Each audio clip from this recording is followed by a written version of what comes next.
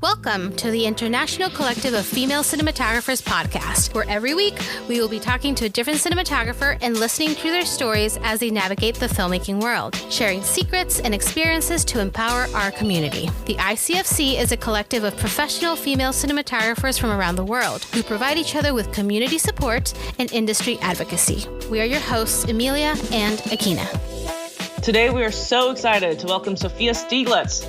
We'll be discussing working as a cinematographer in Mexico, the influence of interpersonal relationships in our careers, and how she became one of the founders behind Amazonas Electricas, an all-female crew of Latina gaffers and electricians operating out of Mexico. This is part 2 of our interview with Sophia Stieglitz. You've mentioned the word community a lot in this interview. Why is community important to you? And how does it affect your filmmaking process or the way you choose to live out the ethos in your career? Yeah, I think that when Akina said something about community, I was like, it sparked something at the beginning, because I was like, oh, of course, it's all about community. But I hadn't brought it into my consciousness until she said so. But I think that I do feel like Amazonas Electricas has this community social kind of energy that comes from me. Like I feel that part of why it has evolved and why I've fought for that in a way is because I feel it's a way I can affect my community and be affected by it in a positive way. And it's not always pink and beautiful, because it's sometimes it can get nasty in that process of learning and catharsis. Yeah. But I do feel that is something that I can do for my community, and that in a way also does for me, because I do get job offers, and it does help that I have that network and that outreach with that account, and with that platform. Yeah. Because social media does have that impact to communicate to a lot of people, right? That's what it's all about. And yeah, I think community is important to me in a way before I didn't feel I had it, Like there was one point when Akina mentioned that, I was like, oh, of course, I didn't feel I had community. I was I didn't know anybody. I mean, I knew some people from when I was a child actor and my parents, but my parents, and especially my dad, and the films that I was working in were video homes or B movies. There was a couple kind of Mexican industry commercial, but most of them weren't, They were in Mexico, the B movie industry would go to a VHS and get distributed in the towns. And it wouldn't, it was very different industry than the one that I wanted to get into. That was more I want to be a working cinematographer. I want to shoot commercials. I want to shoot films. I want to shoot big stuff and stories that I actually respect. I think that I had very clear when I decided to move to LA. I was I want to learn from the people that I really respect. There's something about American classic narrative storytelling that I didn't have down that I wanted to learn. Because I was why? Why is Hollywood so good at this? Can't be just the money, And I love other types of waves and countries and cultures, cinema and everything. But like we were saying, why is it the golden egg? Yeah. Why? And I kind of felt it was something about that, something about the classical narrative storytelling that I really wanted to learn, and that I wasn't getting, at least in that little community. I didn't know that were actually most of them were boomers. They weren't even my generation. The people from my generation were actors, and they were in acting school and doing other things. They weren't getting the jobs. And the producers I had met and the directors I had met were all boomers that were shooting video homes. And I was like, I don't want to work with them, you know? Yeah. I don't have a community. No. And then I remember reaching out to some cinematographers and being like, hey, can I work for you? Can I see or can I like operate or all of that? And then being like, oh, I'm sorry, I already have my community. You know, and I was like, I remember that happened to me at 23, exactly, 24.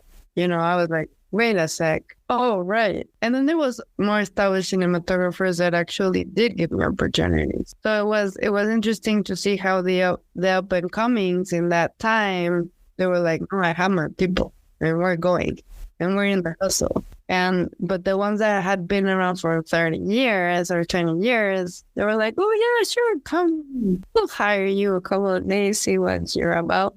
Yeah. Also, that's why our industry has such a, like, you know, like a lot of people work for free. It's because of that. It's because that's how you have to get into your community, right? Like if everyone has their crew, but you're like, okay, I want to learn from you. I want to shadow from you, but they don't have the budget for you. So you're like, okay, I have to do it for free.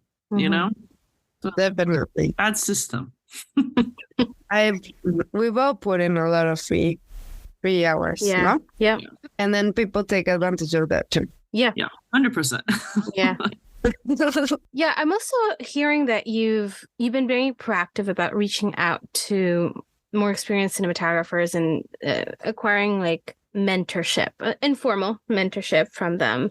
Can you speak a little bit about the role of mentorship, what the role of mentorship in your career and how it's affected it and helped it grow? Okay, so because I did have like one foot in the film industry because my father was an actor, I definitely did have like certain access to meeting a couple of cinematographers like Henry Hoffman or like Guillermo Navarro. Like when I met them, it was definitely through like family relations.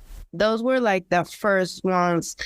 I was also very young, right, when I met them. I mean, I was like probably like not even 17 or actually my first mentor, now that I remember, when I was 15, I was kicked out of high school because all I wanted to do is be in the dark room and didn't care about anything else.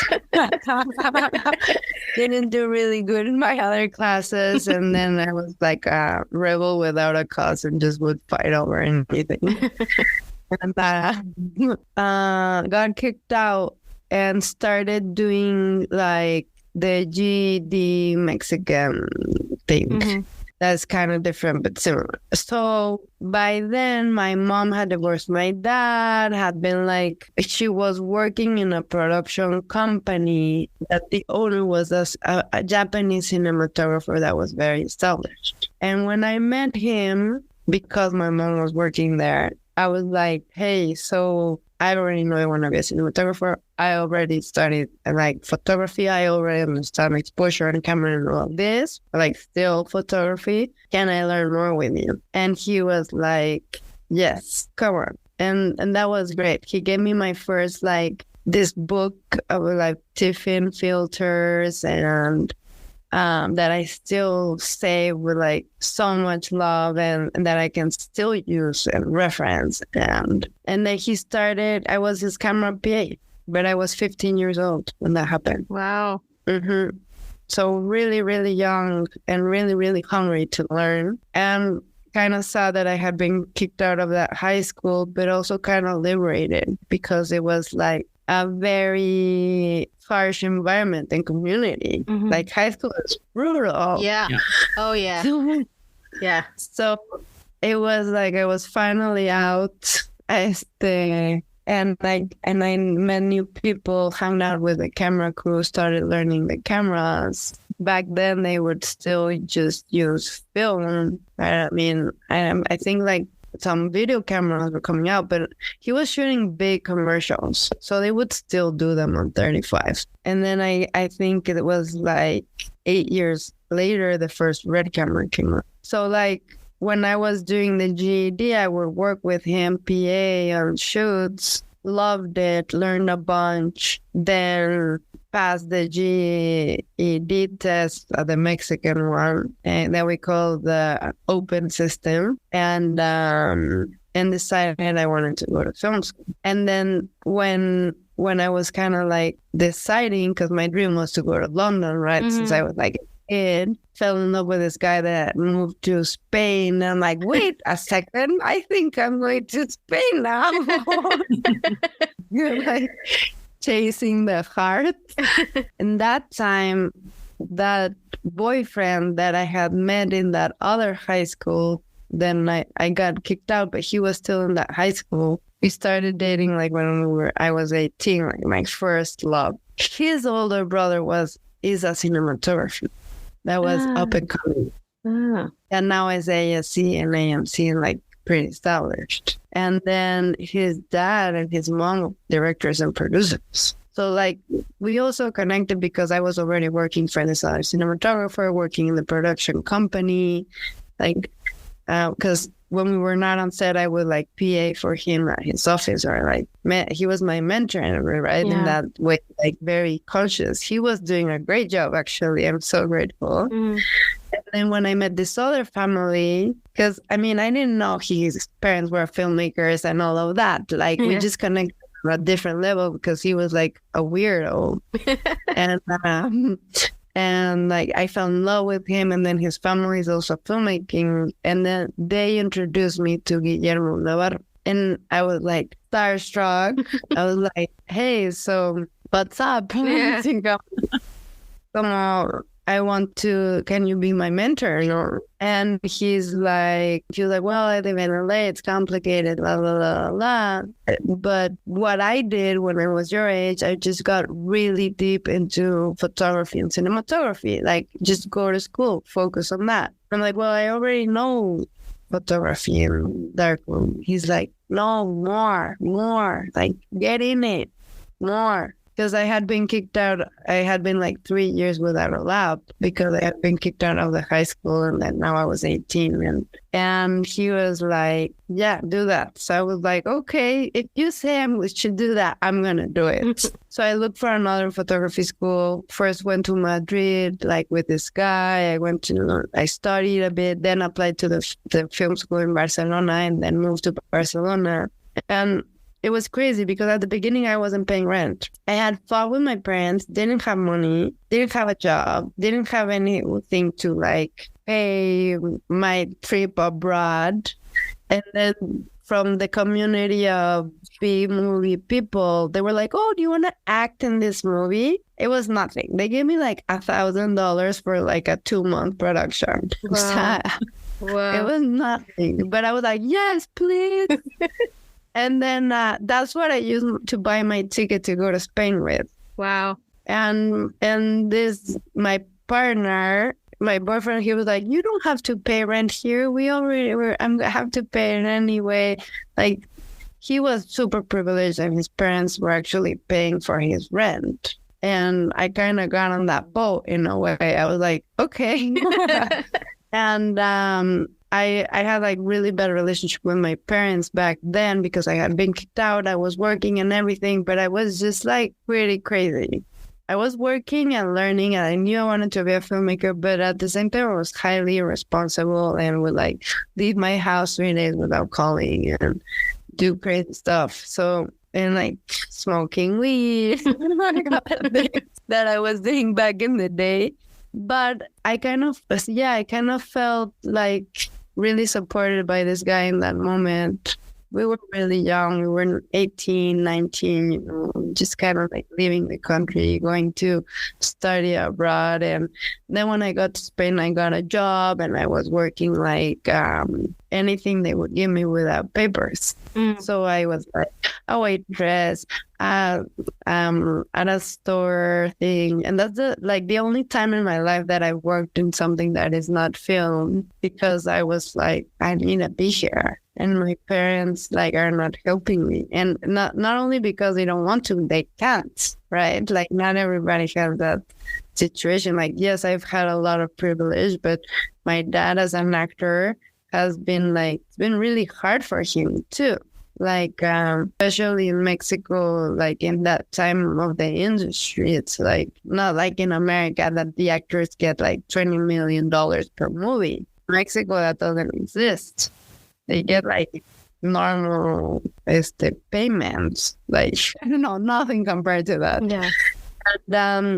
And he wasn't good at like administering his money, honestly, and invested in a lot of movies that he directed and produced and acted in that didn't do good, or that his partners would like sell. At one time, one of his partners sold the money without him, and like a big deal. And this was like before social media and anything like that. So like my dad was a struggling artist. My mom had been working her ass off to maintain us and put me like in a privileged school.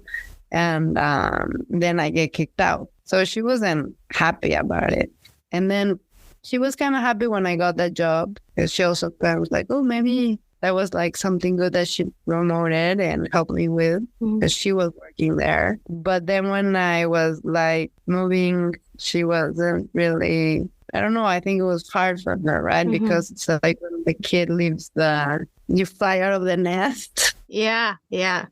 And I hadn't been busy. Yeah. Especially in Latin America, like it's really hard when you leave the nest at 18 to another country. Parents don't take it that well. And it's like something we have to do. We just know we have to do. Yeah. And my mom is Japanese American. So she has like a very different culture background than my Latin family that is like on the side of my dad. But she has been living in Mexico since she's like, I don't know, like 8 years old. So she's very Mexican in that sense. And she was married to a very Mexican man that was very conservative and was in that mindset. It took some years for my mom to kind of appreciate it and for us to heal the relationship, but it did happen. It did happen. And then I do feel a lot of support from her, like emotionally and in other ways now throughout the years. And that she's also, because she had me when she was 21, so she was always like a young mom working in the film industry. And I had that example, and she was a producer, and well, she's a producer and she's a distributor, and she writes, and it's like, and now that she's like in her 50s, she's booming in the industry, you know, like now she's an executive and now she can help me. But it's not, she can't get me the jobs because that would be like super unethical. But and it's also like, yeah, she's doing her thing and I'm doing mine, right? But I do feel like as a part of she divorced that guy. Telling a personal story. And like life changes like that. And now we're both adults and we communicate at a different level. And she's also working in the industry. So I feel a lot of support. Now as a mom, I also think I understand her a lot. And she's also helped me a lot. She's like, oh, you gotta shoot this movie. Okay, let's go. Let's help you. Let's like help you do it. And that's amazing. I'm really grateful to have a woman like that in my life. Yeah, it's amazing. See, but mentorship. Then I think that there was another mentor. When I came back to Mexico, I mean, I left, I studied, came back. I looked for another mentor. And I mean, these are official mentors, but in a way, we have so many different types of mentors. Yeah. But like official cinematography. There was this cinematographer that passed away. His name is Eduardo Martinez Solares. It was like he wasn't like Lubezki and Navarro that was doing a lot of films. He was doing like the biggest car commercials, the big campaigns, a lot of fashion, and he did do some movies that were great, but he was considered more like the kind of like the top of the commercial game. And I met him once, like when I came back, and through like I was ACing and working for other DPs and met him. and I talked to him about, hey, can I operate for you? Can you be my mentor? And he already, because he was so established, he already had a mentorship program, or like unofficial, but a lot of people have passed through him as a mentor. Like, I think that's an interesting point. Like, that extra work that the mentors put in are crucial. Yeah. Crucial for the development. Yeah. So as we come up and become more established, we always have to have that in mind too, no? And also make it even more conscious in the ASC and the AMC and all the associations of the world. Yeah, yeah. It's important, it's real, and yeah, it's extra work, and I know you're really busy, and it's a lot of responsibility to put a person there. But if we don't, how? I mean, the industry is changing so much, right? With the videography and with all these smaller campaigns and social media and all that. And then there's like the high-end productions, and then the side changes so much. But if you want to jump from the videographer to actually be doing like bigger stuff, if there's not a mentor, then it's hard. And I mean, he gave me a lot of work as an operator, and I worked a lot with him. I learned a lot with him. And then he passed away, and it was really interesting to see all the mentorees that were already some established or getting established, and some still up and coming, being like, whoa, we owe this man so much. Mm-hmm. So, yeah, it was amazing because at his funeral, there was a camera like next to the casket that was inscribed with his name. And it was like a lot of people came together to see him. And yeah, I mean, I reached out to Lubeski after we met him, but he never like really engaged, you know. I'm thinking he gets like a lot of people asking him. And I know of other people that have mentored other of my friends, and like even Rachel Morrison has been like really supported throughout her career by the people that have in a way mentored or like pushed for her. And I think it's amazing to see that and see how it affects us. Yeah. It's a great point, and good question. That's a teacher in me. Need to hire an underwater cinematographer in the Caribbean? Or a drone-certified cinematographer in South America? How about a Mandarin-speaking cinematographer that can work in Europe? We gotcha. Our comprehensive database of over 300 members is searchable by location, language, specialties, affiliations, and genre/categories. Visit our site now and find your next superstar collaborator at icfcfilm.com. You know, what are some things that you do outside of cinematography? Like, we talk about feeding your soul, right? But like, what are some things, and I know you're a new mom, so that's a lot of it, but what are some other things that you do that are part of who you are that aren't cinematography, film related? Because we're all striving to be whole people, right? So yeah, I think that it's been different phases, you know? Like when I was younger, it was like trying to grow up, smoking, partying, trying to drink, getting a fake ID when I was 15. Because I knew I wanted to be a cinematographer since I was like really young, and I started being the camera picking and with this mentor at 15. So that time in my life, it was more like discovering who am I, kind of like partying and sexuality and all of that.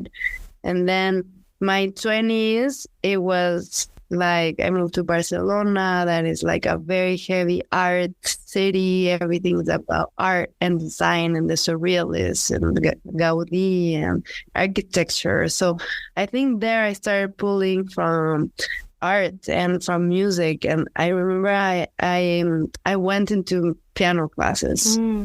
I found these like inexpensive, amazing piano classes from this amazing, beautiful teacher that she would like teach me how to cook Spanish food, but also would teach me piano. And I really loved that time in my life where I was like starting film, piano, working, and then honestly, like I did have like a whole psychedelic like Renaissance situation with mushrooms, and like in that time of my life I would go a lot of raves, and so I think music and kind of like exploration of the self and the mind was like something important in my upbringing. In the time that I felt highly creative, I was like building, and I would work for art departments, and that's also that I started getting money from that, so I would build things for the art departments, or like the production designers and the art directors,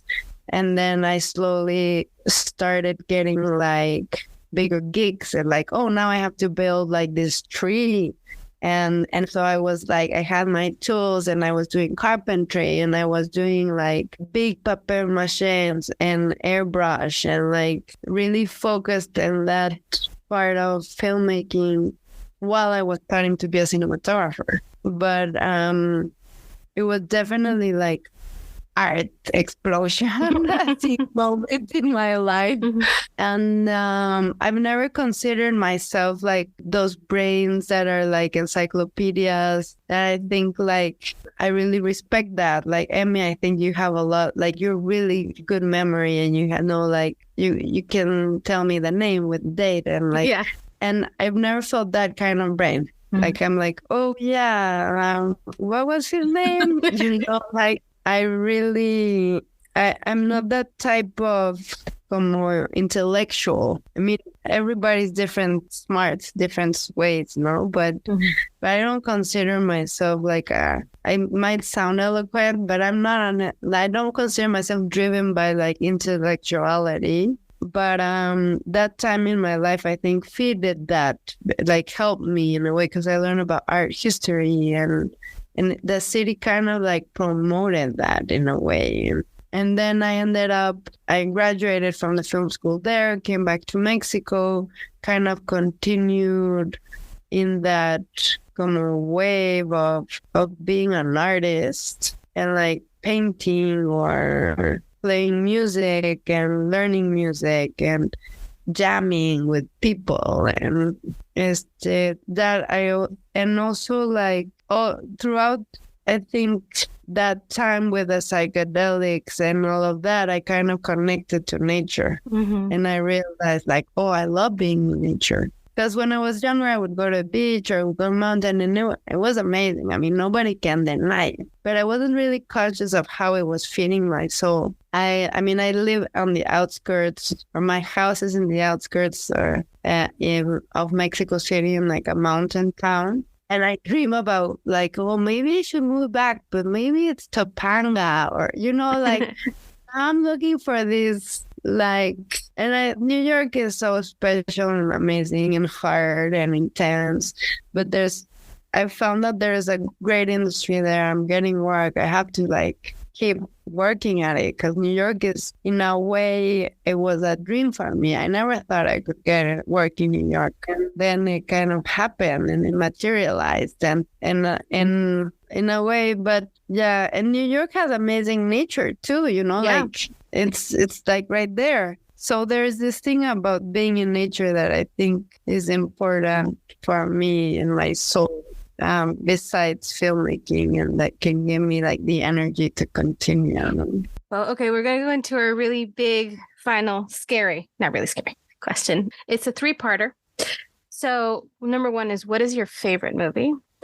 Number 2 is, what is the movie that is like your comfort movie? The movie that just makes you feel warm and fuzzy inside and just makes you feel good after like you've had a really crappy day. You know, the thing you watch when you're sick or you just want to feel better, right? And then the third one is, what is the movie that has influenced your cinematography the most, or has influenced you as a cinematographer the most? Whoa, I should have studied these questions before. With more time. This is like hard. Let me first really forget what we're going on. Yeah, sure. So, first movie, favorite movie. Yeah. Oh, it's so hard because like you can give a list, but none of them is like on top of the other, I feel. Well, what's your favorite movie that's just been on your mind recently, maybe? One that I've considered one of my favorite movies that I always feel is like, if you ask me, it's that one. I would say Aguirre and the Wrath of God. Oh, yeah. That one is like, that one blew my mind and like still does. One of my top 5 for sure. It's hard, no? But it's like In the Mood for Love is also in that. That. Yeah. I don't know. I always felt it was underrated, and I always think one of my favorites is Children of Men. Oh, that's a good one. I really love Children of Men. Comfort movie. That's a hard one. Because when I've had a hard day and I just want to chill and I want to kind of disconnect, I do look for like comedy. Like feel good. Like recently, my favorites for that is like The Bad Moms. Nice. Because I'm like, oh, this kind of humor is what I'm living through right now. The battles I miss. And it's hilarious. Yeah. Like in that realm of super, or like the grown-ups. Grown-ups made me laugh so much. I was like, can't believe I'm laughing so hard. I mean, it's like Adam Sandler movie. Like, how has that happened to me? I was a teenager. I haven't laughed at Adam Sandler like this. See, como that type of American funny movie. And there's some really bad ones, right? So, but there's some that make just like honestly make you laugh. Yeah. And I think I watch a lot of that when I just want like that time by myself or at the end of the day that had a rough day. Yeah. And another thing that is my comfort zone is Japanese anime. Like I've been watching One Piece since I'm like 19, I think. So it's like the longest ongoing series in Japan, and Wow. it's about pirates and friendship, and it's really fun. It's really wacky, and it's just like literally, it's like between the intro and the end, it's like 20 hard minutes of like story because they love to like repeat, you know. So I'll binge watch that sometimes. Like because they come every Friday in Japan, then like the fans will translate it and then make it public on like the free anime sites with the subtitles. Every Saturday they come out.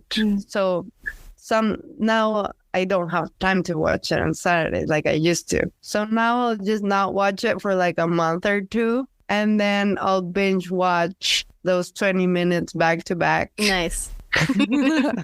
Nice. And then affected in cinematography, I don't know. That one's also really hard. Really, really, really hard. But I don't know. I always feel like Robbie Mueller really affected me. And like in the simplest way, it has like such a great impact. And I think his movies really have spoken to me as in like building, like inspiration to build my own style. So like, see, in that sense, I don't know, maybe I would say like Paris, Texas. Oh, cool. Yeah, it's a good one. That's one of my favorite movies of all time. And I also love Robbie Mueller very, very much. Need to hire a cinematographer? No? Wait, what? And you're still listening to us? Oh, you're being supportive. We really appreciate that. We really do. What's that? How can you support us even if you can't hire us? Well, you can tell people who are looking for a DP to take a gander at our extensive 300 plus member database. Or you can always help us out with donations. If you want to help us out with, monetary support, you can go to icfcfilm.com/friends to donate. We're an all volunteer run group, so we rely on donations to keep the lights on. Not the literal lights we use, though. Production foots the bill on those. Although, if someone wants to send us a 10K with power for our next project, we won't say no to that either. I actually have a follow-up question to this. We talk about this a lot, and it's very hard to pinpoint because it's ethereal and vague and everything. But to the best of your ability, could you talk about your visual style? and how you found it and what that means to you in terms of your work. That's really interesting because it's like, in a way, I was taught, or I don't know if we were taught, but like always in function of the story, right? If your personal taste, or if you show yourself too much and distract from the story, then that's not good either. Yeah. So it's like really hard because you have to be really good, but also don't like grab the attention off of the story. And then there's films that feel like super gimmicky and they're like, oh yeah, that's the gimmick. It's not the story. But everything is like this, in film. Like one can't exist with the other, and intrinsically it's so hard, like not to be gimmicky, or when we're weaving the camera position, the lighting, or everything, the framing, everything into the story with everything else from the other departments. So I think I'm still like, I feel I'm up and coming in the sense that I've only shot a couple of films and some documentary, and some shorts, and like I don't feel like an established cinematographer, and I haven't had the chance yet to shoot 5 features or something like that in 4 years or 5 or whatever, or less. So I feel I'm still kind of finding it, but there is definitely a consciousness on taste, or like what I like and don't like, or like my tendencies. And I think it was very affected by the education I had in AFI in my own way. Or we all interpret it differently, Yeah. But the first person or the narrative point of view, I think that's another thing I would tell my 23-year-old. Narrative point of view. Learn what that is. But yeah, kind of taking these decisions and being like, oh, okay, do I want to see the character? Do I want to see what the character sees? And how do I see, or do I see everything from outside? Come on, those decisions I think are kind of like zoning in to me, and that might be kind of like my recurring speech to the directors I work with. Like, okay, where's the narrative point of view? Where do we want to be? No, are we sticking to this whole story or not? Or like creating more consciousness about that, because then that will tell you where the camera kind of wants to be in a way. And there's lenses I like, but then I'm like, oh, well, maybe we should try these new lenses on this other project because the story is completely different. Like, oh, the sci-fi may be something more clinical and more sharp and futuristic, or I don't know, like we start taking decisions more in function of that because we do know the equipment. That's another like point regarding of like how much attention we put into the equipment or not. Hard because in a way it's always like that, and sometimes you don't have to, you can't choose. Yeah. It's like, this is what you have and this is what you're gonna use. Yeah. And then we can decide with other things, like, well, how do I frame this? How do I light this? I'm also a fan, like I am a fan of like is the field side to camera. Yeah. No, like the field side to camera look, and in a way like the front lit is really hard. I'm not saying it's ugly. It can be beautiful, but it's hard. Like sometimes we take decisions to kind of move fast on set too, because we don't have time and we have to kind of go for what works, or we have tested that and we know how it works, and it's the reference that have already been approved and like talked about. And sometimes we don't have the privilege to get really finicky or like to actually execute at the level we know we cannot want to. Sometimes it's like you have 20 minutes for the setup, and then you have 20 minutes for the next one, and then you have 10, and then you have product checks. So it really depends on like the beast. For like the indie feature I did in New York, it was like, let's do global lighting. It was like, whoa, okay, so we have 20 days to shoot 90 pages, and you're like, let's do this. You kind of find solutions, but in a way, your taste kind of, if you're operating, it's intrinsically there. How you want to one thing I love to do is like clean out. Like the less, I don't know, I think I tend to be a minimalist. If that makes sense. Yeah. That's something I've noticed about myself. Like I shot this thing at Burning Man and everybody was like, what? It looks empty. Like, wasn't there any people there? I'm like, no, yeah, it was a lot of people. I just didn't find them. I'm like, I don't know. That's just an example.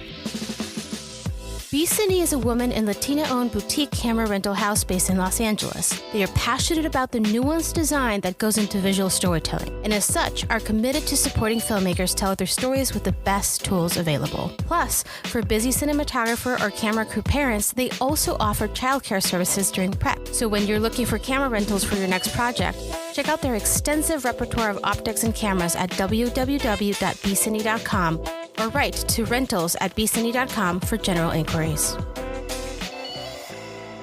Well, is there anything we didn't touch on in this interview that you want to talk about, or do you want to say something about? Well, I don't know, because at the beginning, I mean, the only thing I would kind of mention, like at the beginning, we were like, oh, this is going to be a conversation. And then I felt I talked too much. No, it's good. It's good. No. And talked all the time. So I'm more curious about hearing like kind of your feedbacks or like your take or like your, you know, like what the vibe is. I mean, there was some questions that popped up through the conversation that I think are part of the conversation. Yeah, I don't know. I just kind of would love to hear more like your feedback in a way, if that makes sense. You know? Yeah, no, I think you spoke very eloquently about a lot of topics that, you know, have come up with other interviews we've had, but also just things we've experienced. I mean, for me in particular, one of the things that really hit home was when you were talking about working in the Latin American industry or the Mexican industry, and you know, feeling that you have been left out of that community. That's something I definitely personally struggle with the Ecuadorian cinema community, because I was educated. I mean, it's a push and pull, because I went to undergrad and grad school abroad in the United States, right?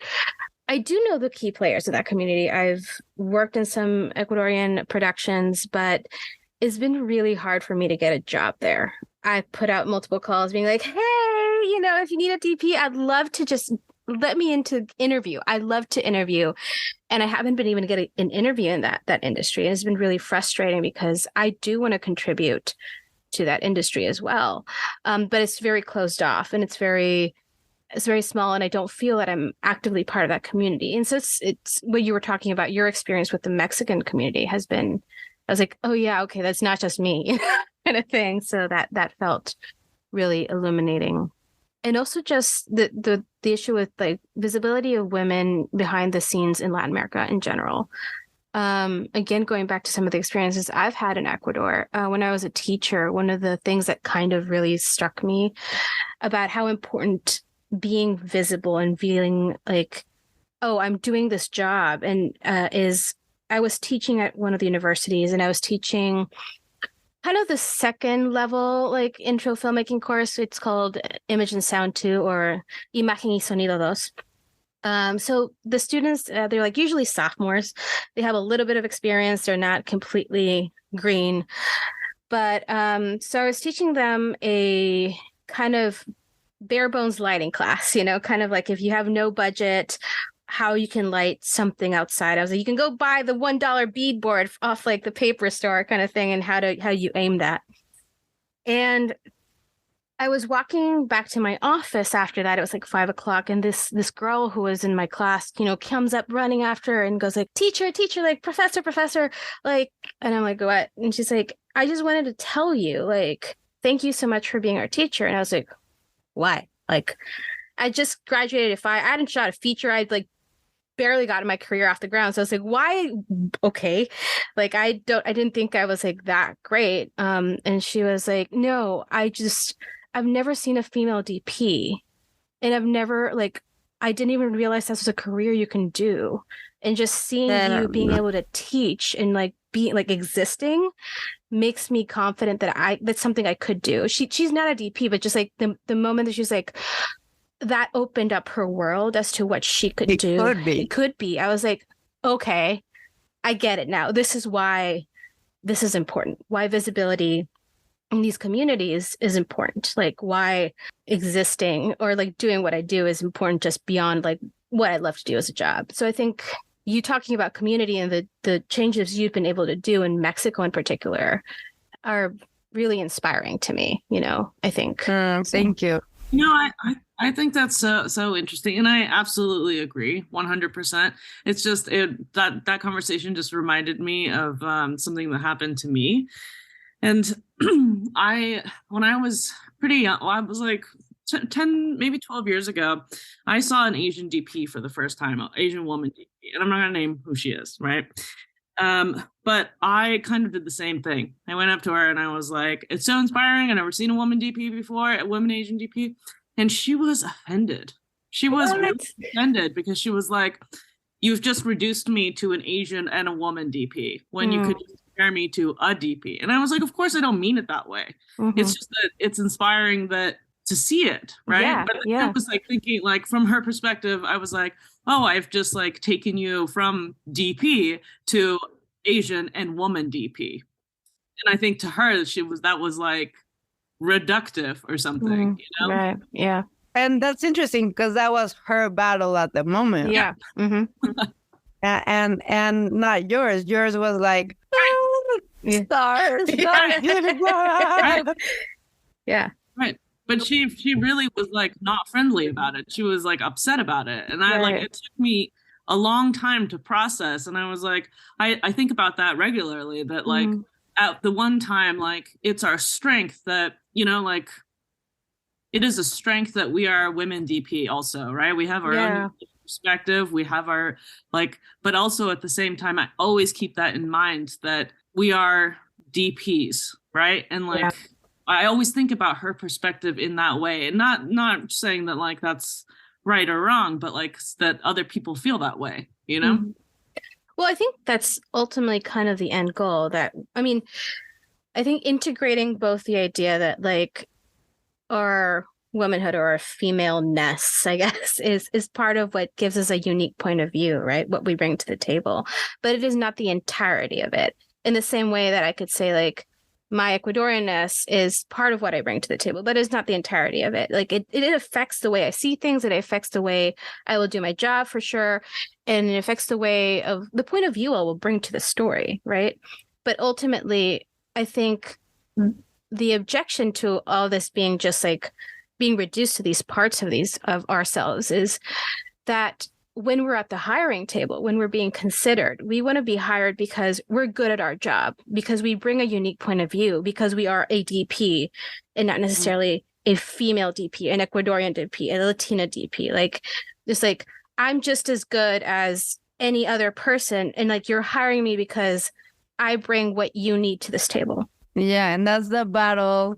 And I'm really curious about what generation this person was, for example, because generationally it's very different. Like, I will say that they were a millennial. They weren't like, they're probably to this day, like in their mid 30s.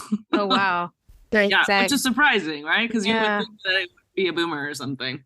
Yeah. No, yeah, or like so that our generation has more consciousness and carries it more proudly. But I understand why it's a battle because we all also, like you say, now that you are actually working, now you know what that meant. Yeah. And like, yes, it's inspirational, but it's like this industry just loves to kind of box everybody in and like society, we do it all the time. And it's like, how can we escape it? Like, oh, a cinematographer, oh, director. Oh, both? Wait, what? Yeah. No, or like, oh, the cinematographer, oh, gaffer, oh, what, both? And like that, everything, no? And it's so hard to be taken seriously if you're doing other things, and then we've had to fight so hard for like, we've all gotten that call. we're looking for a female cinematographer. Yeah. That's why we called you. And you're like, I was just going to say that. I was like, we all have that story that like that person is only looking for a female cinematographer. And like, then you're like, are you hiring for the right reasons? Like, you know, are you, sometimes I feel like you're just hired, like, it's almost like, what's it called? Like a diversity hire, right? You just need that person on set so that you don't have an all male crew. Yeah, it's happened to me that I receive scripts that are terrible, that are like putting women in like really bad situations. Yeah. And they're like, it's important that we hire a female cinematographer. I'm like, no, thank you. Well, I mean, sometimes you think that's so that when they know that they're going to get some slack for the movie or some critique for the movie, and then they can at the end say, no, our DP was a woman. It was fine. Yeah. She was okay with it, so it's not a problem. Yeah, yes. A woman okayed it, so we're good. Yeah. No, I totally agree. I think I was like my last feature I felt was one of the first times where like I got hired because of a woman, but like there was a very like it was like the people, the producer and director who hired me, they were like, look, we wrote the script about two millennial women like going on this like crazy like dark comedy adventure, and we realized we're two boomer men. We need like a women's voice in the room. So I was like, okay, that's actually a good reason to hire me. You know, I was like, I bring something to that table. And it's like very conscious of like, this is a voice that needs to be in this table and in this environment. I think like, okay, cool. At the same time, doesn't that ask the question, why do some people tell the stories that they do? Right? Like, I feel like Sophia was talking about that earlier. It's that we have to be very conscious about like when we're shooting other people's stories and other cultures. And then it makes you think, why are they writing that story? Right. It's a good point. Why does it need to be told from their perspective? That's what sells. Yeah. But then going back to Paris, Texas, it's like, oh, this European comes to this Midwest town and makes an amazing story, no? And an amazing movie. But it feels so authentic. But also in maybe not an American way. Maybe that's why it's so good. And then when he goes and does Aguirre, it also is like what the character is foreign, right? But yeah, I think like there's a license as filmmakers. Like, yeah, we can do it, but let's do it with respect and with care, and we choose those stories. Yeah, and I think understanding how our perspectives are affecting the lens through which we're telling the story. I think being very hyper conscious of it. The narrative lens, not the actual lens, just clarifying because this is a cinematography podcast. You know. And so the world's changing too, like where the stories are coming from, and those licenses are changing a lot. Yeah. Well, and globalization, you know, like everyone is an immigrant of another place. Everyone is an expat. Everyone has lived everywhere. So these experiences are helping, you know, kind of expand our worldviews, right? Yeah. I mean, the bridge. Yeah. I mean, just look at the three people that are at this table right now. You know, like we're incredibly diverse we've had very complex cultural experiences. And, you know, like come from very complex cultural backgrounds as well. So. It's part of, it's the future, no? It's like, it seems like more people are like marrying bicultural families or like, it's really cool to also kind of see how the world is changing, and hopefully it's to bridge for the better. Yeah. Like for more communication and tolerance and inclusion. And funnily enough, one of my undergrad on that note. Well, where can we find you, Sophia? Where can we find you on the internet? Where can we hire you or follow you on Instagram or whatever it is?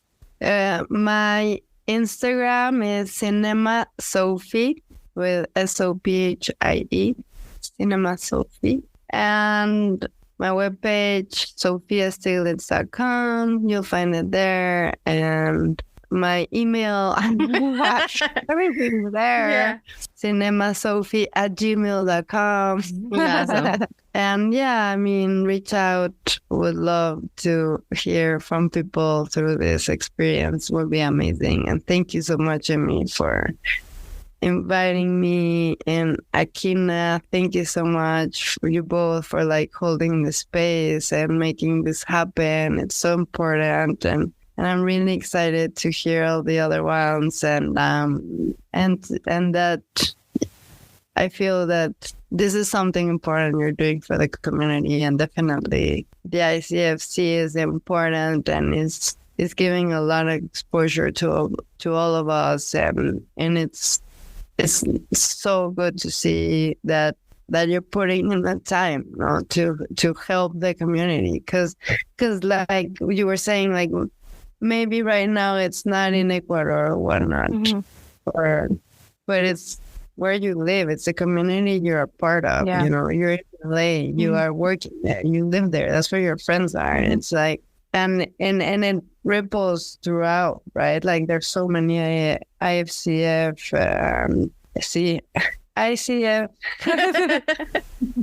ICFC members that are international. And so it does ripple everywhere to all the other communities, what you're doing now. And I'm really thankful, and I'm super inspired by you guys, and you have my utmost respect. Thank you so much, Sophia. That was very kind words. It was great to have you on. Thank you. Thank you both.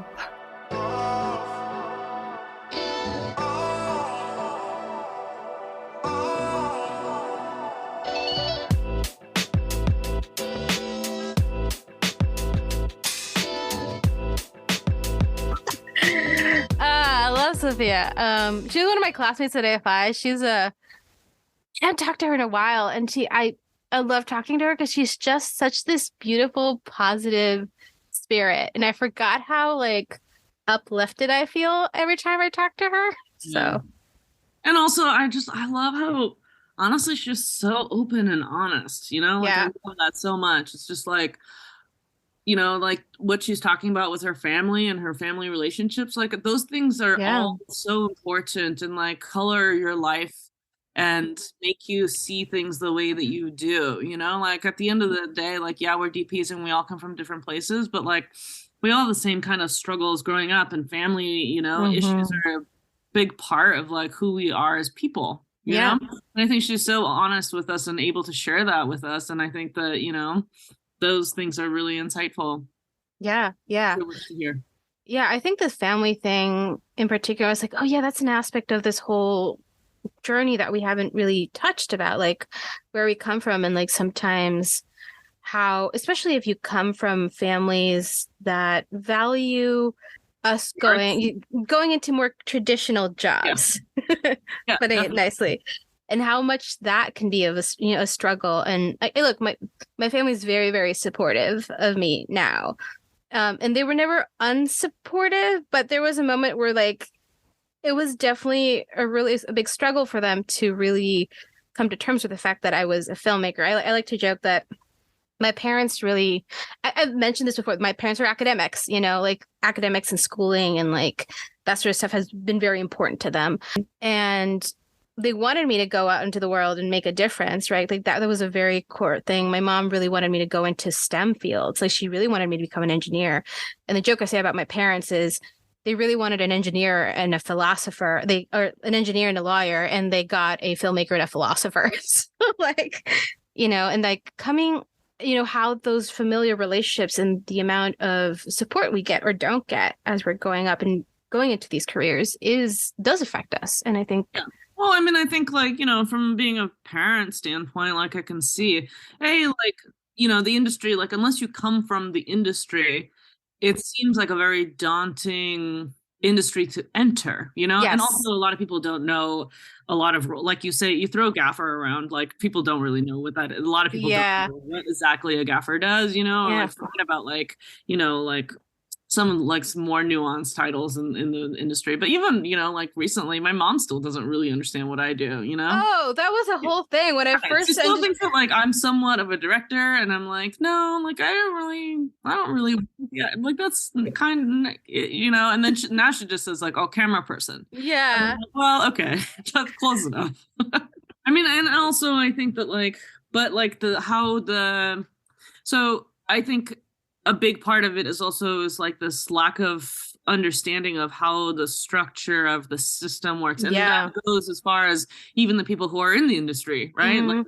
Fully understanding all the like steps that you take, like other jobs, like corporate jobs, for instance, like there's a trajectory for you to follow. There is a corporate ladder that you can step for. And this is how, you're associate director of this, or you're director of development, you're whatever, you have all these titles that you go up, and it's kind of like structured and laid out for you, right? Like you have incentives, you have, performance reviews, quarterly or yearly, whatever.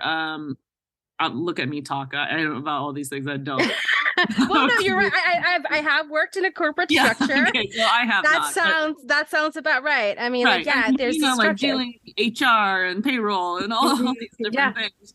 And there's a structure to it, and people understand that, right? Because all across the board, like a lot of family, like wherever you work, or you work in a restaurant, or, like things are structured in a way that makes sense, right? Yeah. In the film industry, you're like, oh, well, you're non-union, or now you're entering the union, but like, does the union get you jobs? Like, right? The union doesn't give you jobs. What does a roster mean? Like, what is being called up for? And then the different unions, right? Like, what's 600? What's 728? Like, well, what are all these different things? What does that mean? Or like, kind of what we was talking about, like, can you be a DP, but also someone who dabbles in ACing or gaffing or mopping, right? Like, I tell my mom sometimes, I'm like, oh, I'm cam mopping for this show, blah, blah, blah. Yeah. She's like, oh, so you're not DP? And I was like, no. And she's like, oh. So that, then I was like, that's even more confusing. It's like, what are you going to do? Like, so what does that mean? You're operating the camera, so you're not the DP? I don't understand, right? And I'm like, okay. So it doesn't matter, but like those are all in the same field, right? But then also like, how do we get paid? She's like, oh, like, have you gotten paid yet? Like, oh, or like she's like obsessed. My mom really is interested in taxes because she's an accountant, right? So she loves that kind of thing. But she's always like, oh, like, so 1099s or W2s or like, what do you mean they haven't paid you yet? And I'm like, oh yeah. Whatever, like there's so many things that like is complicated, right? And like even people in the industry don't understand fully, right? Yeah. So how do you explain that, Well, I mean, I think it's kind of understanding. I think my mom knows what I do now, but the way I got her to understand it, she's an industrial engineer. So I'm like, Mom, I'm like a project manager. And she's like, oh yeah, that's good. That's good. So like just kind of understanding how your parents, like how they see the world and how they view it, and like kind of trying to be like, oh, this is what I do, but in your world, I think is really helps. But also, it's a very nebulous. It's something that's consistently changing, and like I think just having people understand what we do outside of this world and getting that support having that support, because like that's the other thing. There's a lot of people in this industry still who like don't have familiar support, even now. And like, so I think I personally, I was like, oh, I'm very lucky. My parents like are supportive of my career now. They still question it from time to time, but you have like, we've talked about this a lot. It kind of comes from a little bit of privilege. Like you have this certain,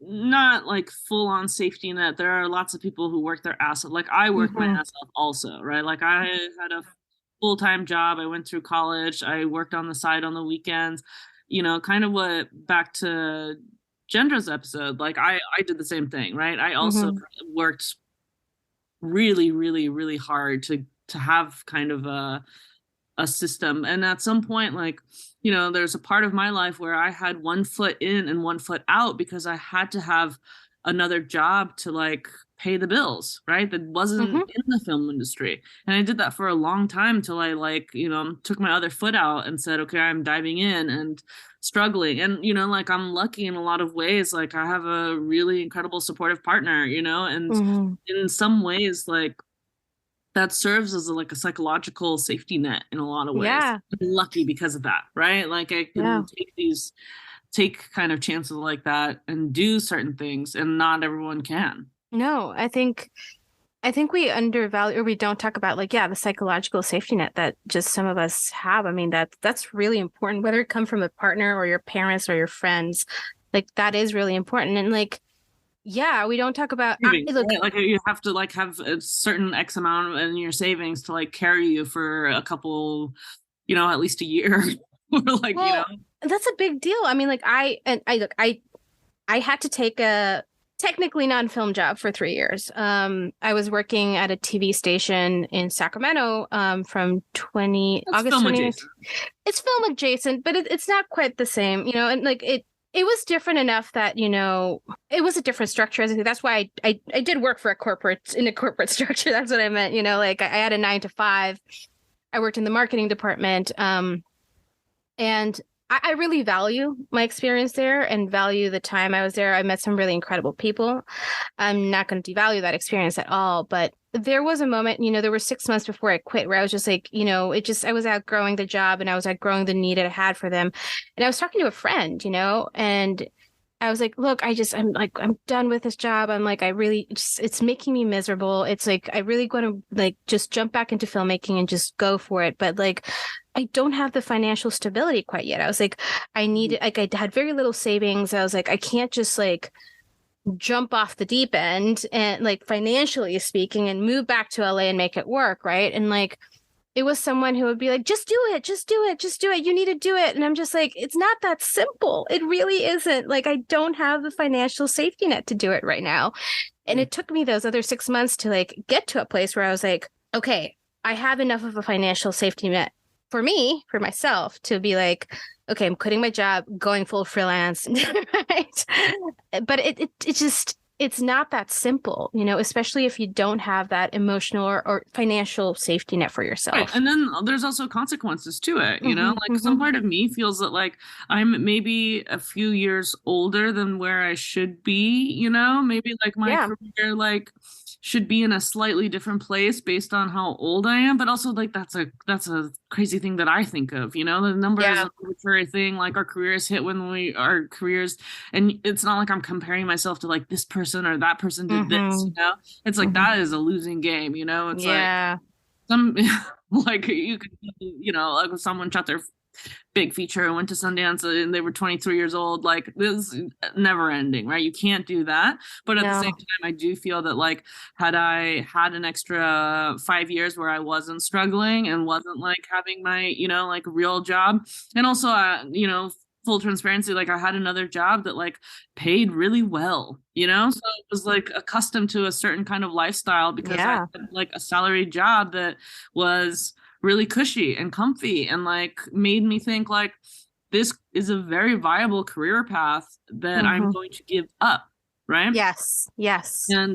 But now here I am, and now I feel like maybe I'm only getting older and still at the same place, right? And like beating my head against the door and saying, okay, I'm here. But you know, the reality is like we're always thinking about it, you know. I think maybe especially as women we think about it a little bit more, because there is this like whole other aspect of like, you know, having a family and like that part of you that there's like a biological clock that is just ticking automatically anyways, regardless if you have children or not. Like it's still something that you're aware of, right? Like your body's going through these changes, and those things make you aware of your mortality more, and then you're like, oh, where's my No, and I think for me, one of those things is like, again, going back to that experience at that job, you know, I was there for 3 years, and like, again, I got a lot out of it. There were a lot of really, like, my third feature came out of that job, like from someone I met at that job.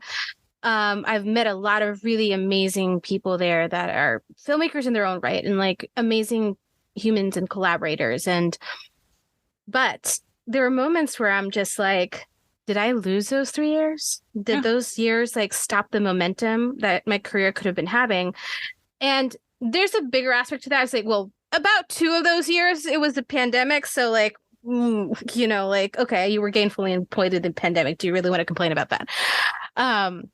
In an, again, film adjacent field, but also like, had there not been the pandemic, like, or even in the moments during that job where it wasn't, you know, the pandemic, did I lose momentum? That is a question I ask myself. And I totally feel what you just said about like, you know, I feel older than where I should be sometimes. And I was like, did I lose those years? And for me, I have to consistently reframe that, being like, no, you didn't. That was part of your path. You know, it led to where led to all these opportunities, led to all these great experiences. And it actually kind of, I say like it was a detour, but it was also, and it ended up being a shortcut, you know, and also, but that question's still in my mind. I absolutely. And it's hard to contend with for sure. I think, yeah, I don't know. Yeah, and you know, we talk about this a lot too, is that like the level of success is different for everybody, you know? And like where you should be in terms of what is successful is different for everybody. And you know, like I said, like when people say like, oh, what have I seen that you've shot? You know, I have to be like, oh, probably nothing. Yeah, exactly. Like probably you haven't seen it. Yeah. And that comes to play. I mean, like speaking about bigger like markets like Latin American market, right? Where that is a little bit more prevalent. Like I go back home and I'm just like, oh yeah, I'm a filmmaker living in Los Angeles. And I was like, ooh, that's a cool job. And like, have you shot anything I've seen? And I'm like, no, just 3 indie features and a bunch of music videos. And they're like, oh. And it's just like the silence behind that. Oh, that you're just like, they're very impressed. And then now they're thoroughly unimpressed with you, you know? Yeah. So. But back to Sophia, I think another thing that, you know, I think is really insightful and also like where it like makes you think a lot about how our industry is so young, but also that gaffing and electricians like come from electricians, right? Yeah. So that's why it's like male dominated field, and that's how it has been forever. And that's you know, kind of why, and it's also such a like physical laborious kind of job, you know, like M18s are heavy to deadlift, you know? Yeah. Yes, they are.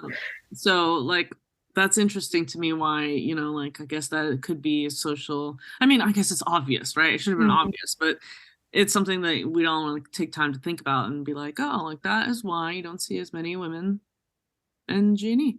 I think that what she's doing is incredible, you know, because there's definitely like that stigma of how difficult it is to get into G&E, but also how difficult it is to like learn in a safe and unintimidating environment. You know, I remember like I've been on some sets where like, you know, if there's something that you've never used, like it's almost like condescending, you know, like people are like roll their eyes and they're like, oh, you're wasting my time, like you're just a hazard, you're just a waste of space, you're like kind of, you know, in the way. You know, definitely have been felt that way, you know, and like that's not conducive to learn. Like I'm not like, yes, you can learn in that aspect, but like in avenue, but it's not good for anybody, right? Like, and soul crushing in a lot of ways, and in a lot of ways makes you never want to be in the grip truck again, right? Trying to avoid that experience, that negative experience, whereas other departments, you know, maybe are more opening. And obviously it varies from person to person, and I'm not saying that like it's still like that in everywhere. Like there are definitely opportunity, like there are definitely like incredibly kind, you know, male gaffers that will teach, you know, I'm not saying it as a blanket statement for everybody, but it's definitely, and I'm sure everyone who's listening also has some kind of experience of that, whether it's not personal or they've seen it secondhand, or you know, heard it from one of their friends. Well, I mean, learning G&E is such an interesting thing anyways. You know, like they always say like you don't learn anything in film school because you have to learn it on set. But on set at the same time, it's so fast that you're learning things in tiny little piecemeal, you know? But there's always going to be different scenarios. It's like, oh, like, you know, and everyone has a different opinion of it, like how to clip a gel light, you know? Yeah. Or how to, you know, how to run power the most efficient way, or I don't know, like just there's a lot of different things that like take a long time to learn, you know? Yeah. And I mean, speaking of film school and just women in general, one of the things I observed when I was a teacher in film school is that like there was this like fear of female identifying students of like operating heavy machinery. Because there was like, I don't know. And I would just be like, okay, no, come here, touch the light, clip on the gel. Like, it's not scary. I promise you, you will be okay, you know? But giving people like the confidence to even that first step of like, just try it, you know, don't be scared of it. You know, you can do it. Because a lot of, I just see it a lot of undergrad students, again, this is Ecuador. So like, that's the perspective I'm seeing it from. That, you know, we're told that you shouldn't be handling heavy machinery, that we're told you can't lift something really heavy, that you're told that you can't manage electricity. I'm like, nah, that's bullshit. Just come and touch the light. I'll show you how to do it, kind of thing. Yeah. I mean, you know, I think a lot of that is growing up, you know, like my dad is an engineer, and I remember kind of anytime that like something needed to be rewired or like some wiring thing, like he would just kind of do it for me. Right. And I kind of think that I don't know if this generational or like, I obviously like my dad doesn't have the like thought in his mind that like, oh, my daughter like can't learn, you know, he like doesn't need to learn how to do, you know, but like my brother, I think he would have been like, here, let me show you how to do it. Yeah. And but I don't think it's like a inherent, like if I had brought it up to him, he would have been like, oh yeah, that's kind of sexist of me, huh? Oops. Yep. You know? Like I think he would have said it like that. And he would obviously teach me how to do it. Like he would show it to me now, you know, but I think when I was a kid growing up, like there's this like, oh, like my daughter doesn't have to learn how to wire this this cable, you know, or like, you know, like if a lamp needs to be rewired at home, right? Like something like that, like, you know, and I just think of that. And that's like a lot of the ways that like culturally, societally, like we're growing up like that. We're raised like that, you know? Yeah. Cultural programming is really heavy sometimes. It's really, really dense. And to break through that, I've found that it's like sometimes it's just being cognizant of what's going on. But like breaking through your own cultural programming and your own biases can be one of the hardest things, you know? And some of this is so ingrained in all of us. And sometimes you don't even realize you're doing it. And I'm like, oh crap, that was like what you said with your dad, you know, like if you point it out, like that's not an attitude they would want to have in themselves. And the minute it's pointed out to them, they will instantly correct it. So yeah, but it's just so programmed into us that we don't even notice it's there sometimes.